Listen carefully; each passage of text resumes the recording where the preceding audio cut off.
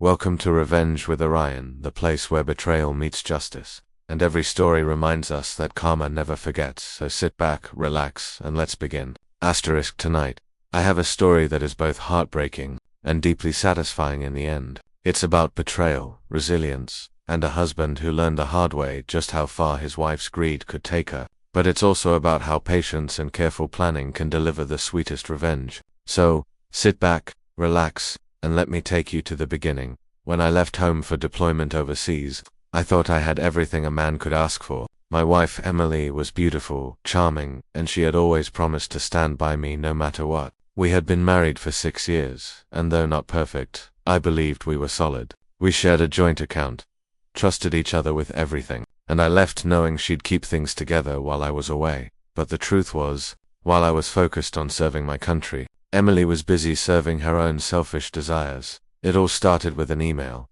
I remember the moment clearly. I was in the mess hall, thousands of miles from home, just trying to grab a moment of normalcy. I checked my inbox, expecting a miss you message or maybe some pictures. Instead, there it was, cold, short, and cruel. The subject line read, "It's over."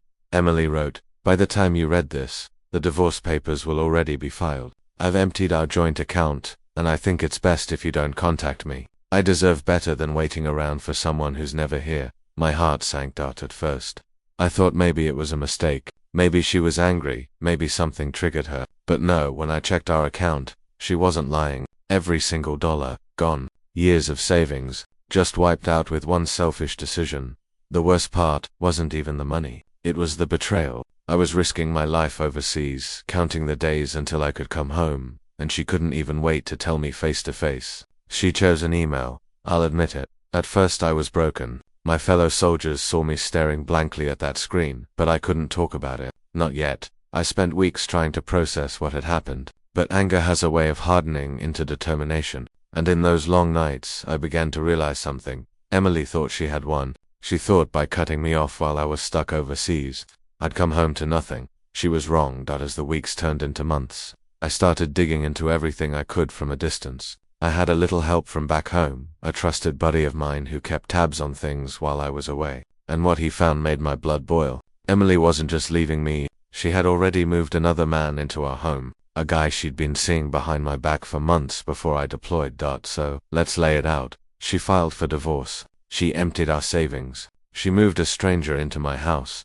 For a while, I wanted to explode. But, instead, I remembered something my old commanding officer once told me. The best strategy is patience. Let the enemy think they've already won. And so, I waited. My deployment was tough, but I focused. Every time I thought of giving up, I reminded myself of Emily's smug little email. I held on to the thought of what I'd do when I got back. Because revenge wasn't going to be loud or messy. No, it was going to be slow, precise, and devastating. Emily thought I was powerless. She thought by the time I returned, she would have taken everything and moved on. But she forgot one thing. I don't lose easily, and when I finally set foot on home soil again, I was ready to make her regret every single choice she made. But before I could make my move, I needed to gather more evidence. And that's when the real plan started to take shape. When my deployment ended, coming home felt like stepping into 2 different worlds. The uniform came off and I was supposed to be relieved, but instead I felt an odd calm, as if the rage had been reshaped into focus. I didn't storm the house. I didn't confront Emily in the kitchen or throw her email back in her face. I paced, I watched, I listened. You see, revenge stories you'll hear on the internet go 2 ways, loud and messy, or quiet and surgical. I chose the latter. If she wanted to be a coward with an email, I would be the opposite. Methodical, legal, and unarguably right. The first thing I did was reclaim my life. I moved into a small apartment 2 blocks away. I changed the locks on my truck. I notified my bank that I was back and requested full statements. For every single transaction made from our joint account while I was deployed, the bank paused on the word empty, but the account had been drained. Still, drain isn't the same as vanish, and that's where patience comes in. I needed evidence. Not rumor, not suspicion, paperwork. I hired a private investigator through a contact in town, the kind of man who knows how to find phone records, capture receipts, and watch patterns without being obvious. I didn't want him to operate like a detective in a movie. I wanted quiet tracking. Who visited the house? Who was on Emily's phone? What companies were receiving transfers? which credit cards were used and when.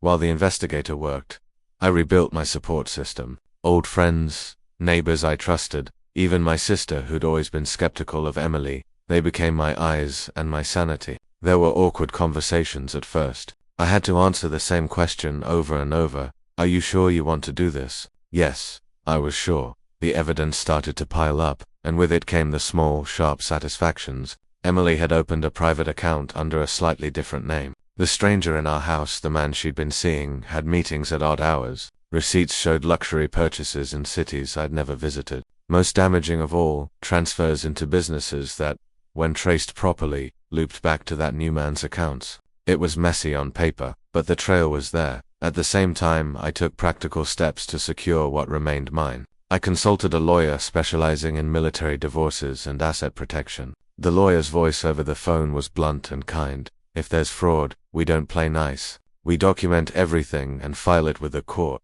We set up an account in my name for saved deposits, prepared affidavits, and arranged a subpoena strategy should the bank resist turning over records, while the legal gears turned slowly. My investigator did something else I hadn't fully expected. He found witnesses, neighbors who had seen the new man move boxes into the house at night, a delivery driver who remembered leaving packages for Mrs. M and the man who signed for them, someone who overheard a threatening phone call when Emily said, "He's coming home, don't tell him." Those small voices mattered. Each one was another link in the chain, but gathering proof was only half the battle. You can have a mountain of evidence and still lose if you act too quickly or emotionally. So I rehearsed, not with props or lines, but in my head. When the time to strike came, I wanted it to be precise. A clean legal blow that removed any moral ambiguity. No yelling, no viral videos, no social media fever. The courtroom would be our battlefield, and I intended to win there. One night, as I sat on the tiny balcony of my apartment, the town lights below like scattered coins, I thought of Emily's email again. I deserve better, she'd written. She had tried to make the story into one she controlled, the hero stepping away from a distant husband. But narratives crumble under facts. And facts are what I was assembling. There was a final turning moment that made everything feel real. My investigator called me late and said, "I've got something you need to see." I drove across town and met him in a diner, where the hum of late-night coffee muffled our voices. He slid a folder across the table. Inside were bank statements, receipts, and a list of names. That list included an account number tied to the man living in my house, and transactions that coincided exactly with the dates Emily had emptied. Our joint account. "You want to take this to a lawyer?" he asked. I swallowed. "No," I said slowly. "We take this to a judge." We planned the first legal move, a temporary injunction to prevent the sale or transfer of any of our shared property while the investigation continued. If the judge signed it, she wouldn't be able to sell the house, cash checks, or move assets out of reach. That injunction would buy me the time I needed to assemble the rest of the case, creditor subpoenas, witness depositions, and a full forensic accounting. Execution would be courtroom cold and paper precise. But to get there, I needed one more thing. The moment Emily believed she was untouchable, she had to think her plan had succeeded, because when she thought that, she'd make mistakes, and those mistakes would be decisive. So I let her have the illusion. I watched from a distance as she celebrated with the new man, comfortable and smug, thinking the email had ended me. She didn't know that in quiet offices and small diners, we were building a paper fortress to lock down what she'd stolen. And then the night before the detrunction filing, something happened that made my palms sweat. The man who'd moved into my house dropped his guard. He sent a message, a careless brag, a photo that tied him to an account we hadn't yet traced. It was the final thread I needed. I sat there, folder in my lap, watching the glow of the message and the evidence it revealed. The lawyer was ready. The subpoena forms were signed. We would move at dawn. But as I told you before, I didn't react with rage. I reacted with silence. And silence, my friends, is often the sharpest weapon of all.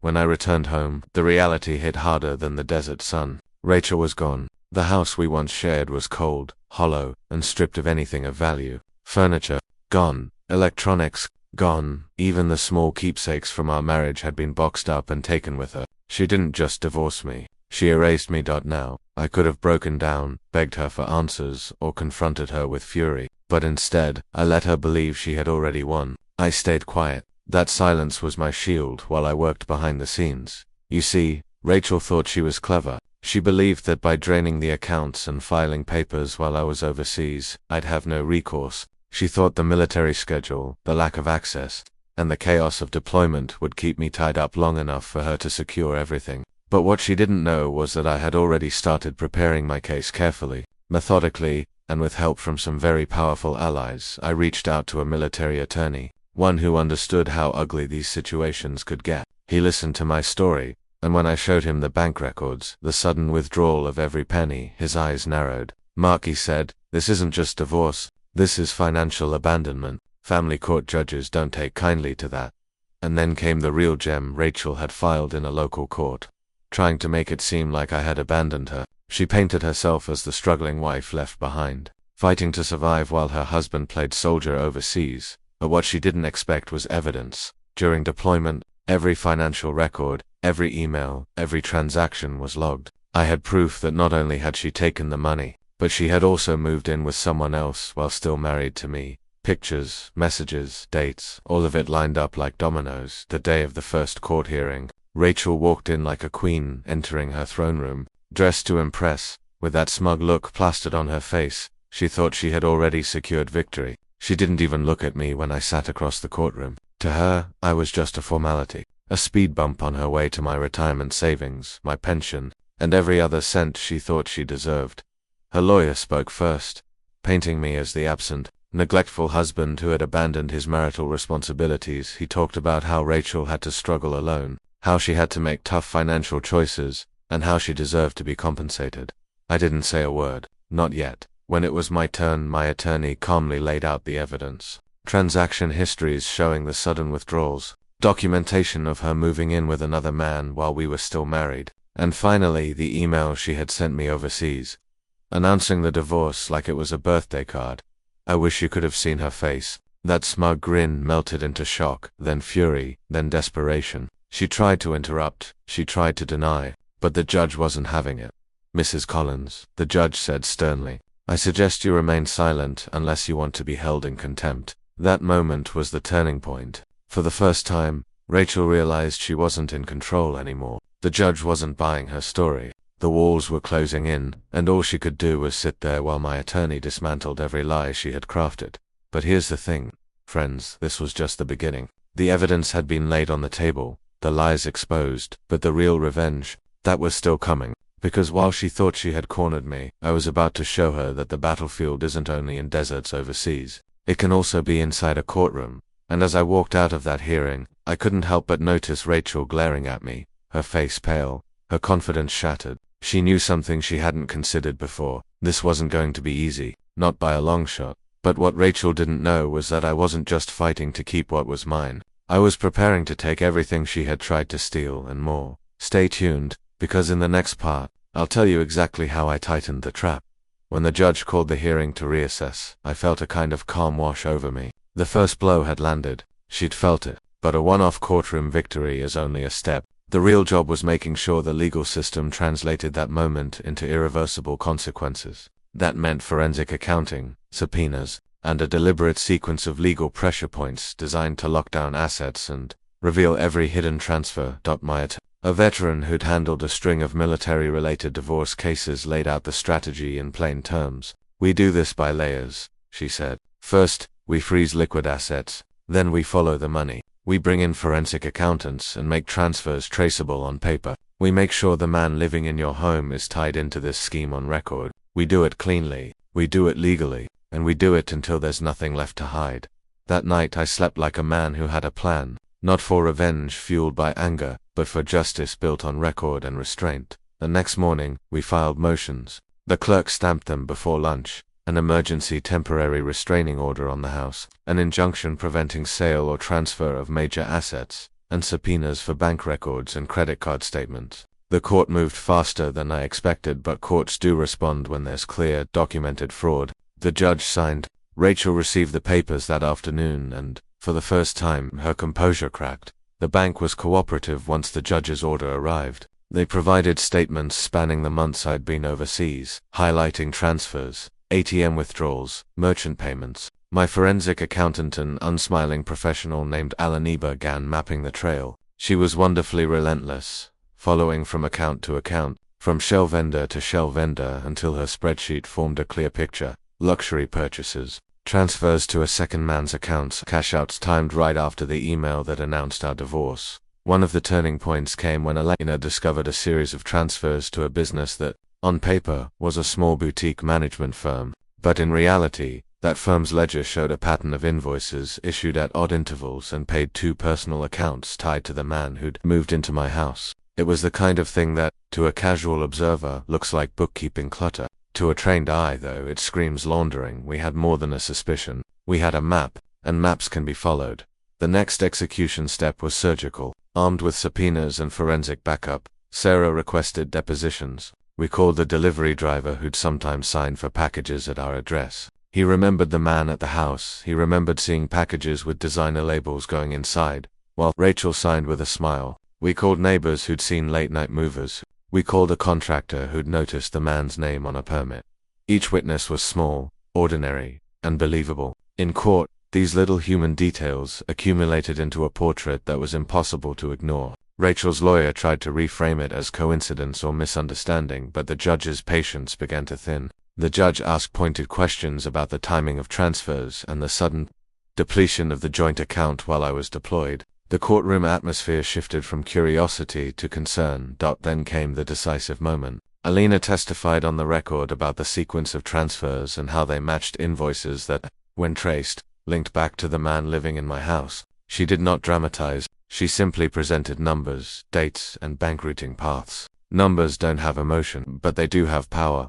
When the judge leaned forward and asked Rachel directly whether she had disclosed the new man's financial involvement in the divorce filings, her silence was an answer in itself. That silence opened a doorway for the prosecution side of family court: willful concealment. In family law, hiding assets is one of the cardinal sins. The consequence can be fines, adjusted settlements, and even contempt.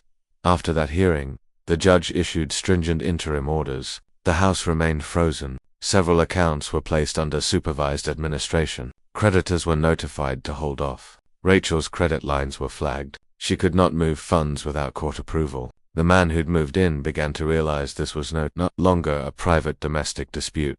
This was a legal net tightening around both of them. On the street outside the courthouse, Rachel stared at me with a look that was part fury and part pleading. She mouthed something I couldn't hear. I felt none of the triumph some people expect. What I felt was the cool satisfaction that comes when justice, after patient work, meets consequence. But here's the cliffhanger. After the judge left the bench that day, I received a text from an unknown number, 3 words that made the blood drain from my face. He knows everything.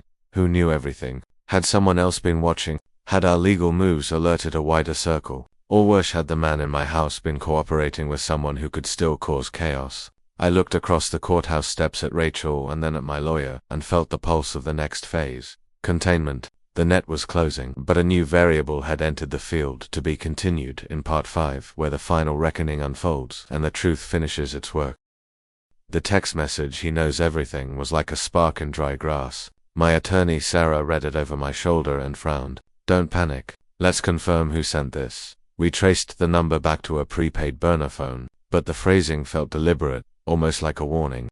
He wasn't hard to guess. The man living in my house. The man Rachel had funneled money to. The man who thought he was untouchable for weeks. He'd stayed in the background while Rachel faced the court. But when his name began appearing in subpoenas and forensic testimony, he was dragged into the open. And now, apparently, he knew his involvement wasn't just suspected, it was documented. The next hearing was the showdown. Rachel's lawyer tried to paint her as a woman under stress, confused by finances, while her husband was away. The judge didn't buy it. Every time her lawyer tried to deflect, Sarah pulled out another bank statement, another witness account, another line item from Elena's forensic trail. Then came the man himself, subpoenaed, sworn in, and clearly rattled. He wore a suit that looked borrowed and spent most of his testimony sweating. Sarah pressed him. Had he received payments through his boutique company? Had those payments been tied directly to withdrawals from our joint account? Had he been living in the house, using joint funds to maintain it? He tried dodging, but the paper trail boxed him in. At one point, he contradicted himself, so obviously the judge asked him to clarify. His fumbling was the crack that shattered his credibility. By the end of the session, Rachel looked pale. Her defense had relied on keeping him at arm's length, pretending his presence was unrelated. Now, with him implicated on record, her entire narrative collapsed. The judge delivered interim rulings that day that felt like thunder. Rachel was ordered to reimburse half the drained joint account immediately. The man was referred for investigation over fraudulent invoices. And most satisfying of all, the house, my house, was awarded back to me pending final division, but the court wasn't finished. Sarah requested sanctions for deliberate concealment. Elena's forensic report had shown clear intent to hide transfers, and the judge agreed. Rachel was found guilty of willful non-disclosure. That single phrase, written into the record, changed everything. It meant the court would heavily favor me in final settlement. I sat there quietly as the judge outlined consequences. Rachel would receive none of my military pension, none of my deployment benefits, and no share of equity in the house. Instead, she was saddled with legal costs, repayment schedules, and credit damage that would take years to recover from. When the gavel came down, it wasn't just a ruling, it was closure. Outside the courthouse, Rachel confronted me. Her words came out sharp, bitter, desperate. "You ruined me, Mark." I looked her in the eye. "No, Rachel, you did that yourself. All I did was bring the truth into the light." The man who'd lived in my house wouldn't even meet my gaze. He slipped into a car, already on the hook for his own legal nightmares. The irony wasn't lost on me. The person she'd bet everything on had become her biggest liability. For the first time since that cold email overseas, I felt the weight lift. Not because she lost, but because the system had seen through the lies and done its job. In the weeks that followed, I moved back into my house. It wasn't just brick and wood, it was a reminder that no betrayal, no matter how cruel, could erase years of honest work and integrity. Friends from the service helped repaint, fix the lawn, and make it feel alive again. It became a symbol of starting fresh. Rachel, meanwhile, disappeared from the neighborhood. Word spread that she was renting a small apartment across town, working extra jobs to cover her debts. I didn't celebrate her downfall, I didn't need to. The real victory wasn't her suffering. The real victory was reclaiming my life, my dignity, and my peace. And when I think back on that deployment, on the nights where loneliness almost swallowed me whole, I remember the email that was meant to break me. Instead, it woke me up. It reminded me that loyalty isn't just about who you trust, it's about what you stand for when trust is broken. So, what happened to Rachel and the man who thought he could replace me? She lives in the shadow of her choices, tied to debts she created. He faces fraud investigations that may follow him for years, and me. I stood in court, told the truth, and walked out free. That's the thing about betrayal, it may sting at first, but when patience, persistence, and proof take the stage, justice has a way of writing the final chapter. And with that, friends, Mark's story closes here. A man betrayed, but never broken. Thank you for listening. If you enjoyed this story, don't forget to like, share, and subscribe for more tales of betrayal, revenge, and justice served cold. And that brings us to the end of today's story. What do you think? Did justice find its way home? Share your thoughts in the comments below. If you enjoyed this tale of betrayal and revenge, don't forget to hit like, subscribe, and ring the bell so you never miss the next story. This is Revenge with Arion, where every ending reminds us, karma always arrives, right on.